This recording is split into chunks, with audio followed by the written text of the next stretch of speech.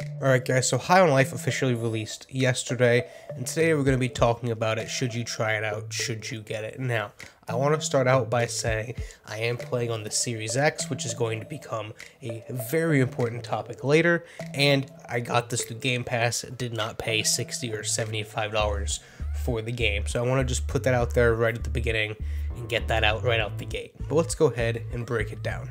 So High on Life is a first-person action shooter, relatively linear story game. And I say that because you can go back and do some optional exploration to get more credits, to get upgrades, but for the most part you're going from point A to point B, shooting through waves of enemies. And I compare this a lot of times throughout my play session to Doom. I streamed the first 2 hours of the game, I think even in there I compared it to Doom. And while visually it couldn't be further, mechanically and how the game works and rewards the player and the story overall progresses, it's exactly like Doom. You go from area to area fighting waves of enemies, unlocking new weapons, even the order and types of weapons you unlock, for example, the pistol to the shotgun to the automatic to the special weapon, is shot for shot from Doom. Even the game opens with a mocking type Doom minigame. So that pretty much enters our vocab word of the channel, the central gameplay loop. You run around, shoot some people, get a little bit of cutscene, storyline, exposition dump, and we'll get back to that in a minute, and then you do some upgrades and go back to shooting more people. Now, much like Doom, the gameplay is the focus here. Yes, there is a story, but it's not anything complicated. The showcase is the gameplay and the talking guns and the writing and the dialogue, right? Aliens invade, you gotta stop them. That's pretty much the whole story. It rounds out anywhere, much like the Callisto Protocol, a varying time of 6 to 10 hours. A lot of the reviewers clocked in at around 10, not counting exploration. Some of my friends that have played the game came out to 8-ish. I came in at about 6.5. That's counting getting lost and having to restart and my game crashing and all of that stuff. So 6 hours really of content. And for a Game Pass title, that's fine. And this is where I talk about this in my most recent rating scale kind of explanation video. There's a Game Pass score for games and there's a full price score for games. I give games more leeway when they're on Game Pass because obviously the way I look at it, I'm not paying for them, I'm getting them for free because I'd have Game Pass regardless. And this is one where I would have been a bit more critical on it if I paid $60 or $75 for it, whatever price point you bought the game at if you didn't get it through Game Pass. It's not that the game is bad, it's just that it's relatively generic. And it's all boiled down to how you take this type of comedy. So in the same direction as Rick and Morty, along with some of the voice actors, it does that same style of comedy and dialogue. Kind of that stupid, over-the-top, pushing the limits, quote-unquote type thing.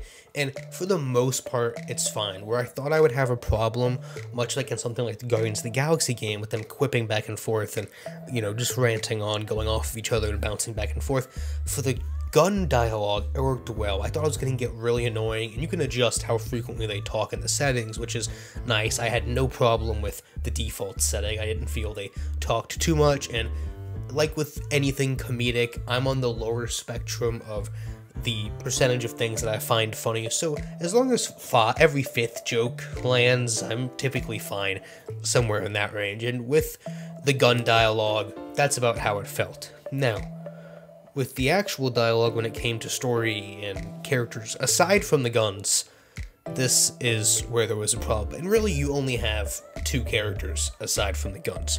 You have your sister and your handler who gives you missions as you are a bounty hunter in this game. And their dialogue goes for so long, and her boyfriend, oh my god. Let me show you this clip. I'm gonna speed it up, and it goes on for longer than this, by the way. This is only the part of it that I've recorded. I'm gonna speed it up. I'll pop up on screen how fast it's sped up. And this is just talking, just straight talking. Again, times 20 speed.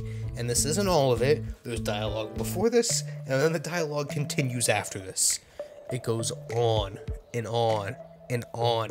And again, there's not really a story here.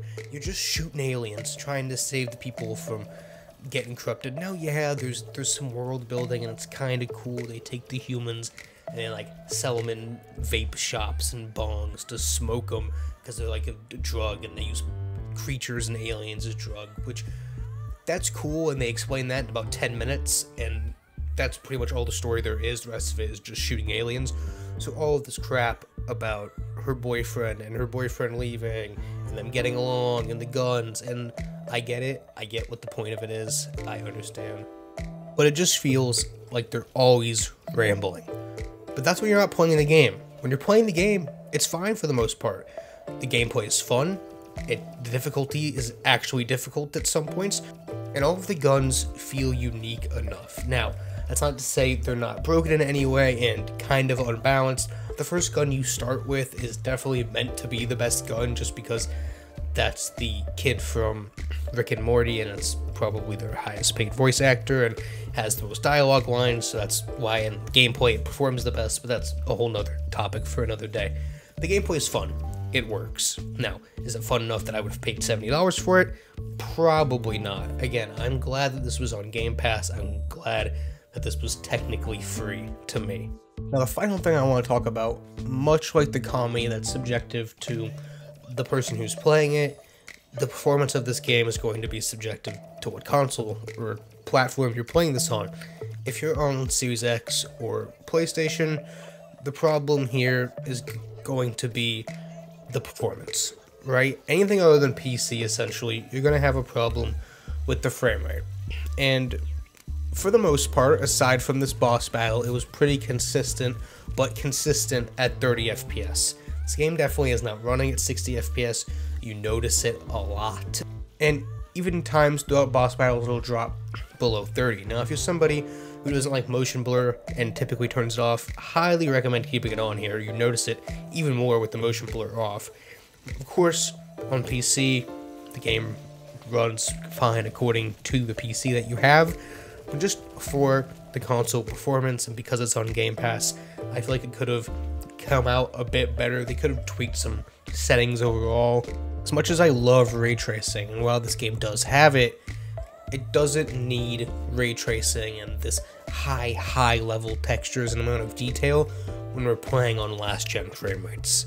I'd much rather have 60 FPS than ray tracing any day of the week. It just makes the game feel smoother.